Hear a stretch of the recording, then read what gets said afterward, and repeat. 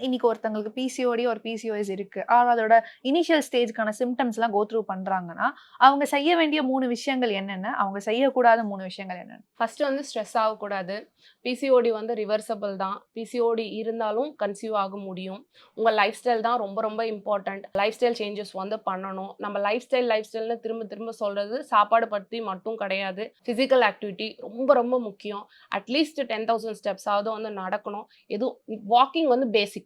அதுக்கு மேல நீங்க வந்து ஜிம்முக்கு போறீங்க, அதுக்கு மேல நீங்க ஸ்விம்மிங் பண்றீங்க, சைக்கிளிங் பண்றீங்கன்னா, அதெல்லாம் வெரி குட். யோகா பண்றீங்க, பிராணாயாமா பண்றீங்கன்னா வெரி குட்.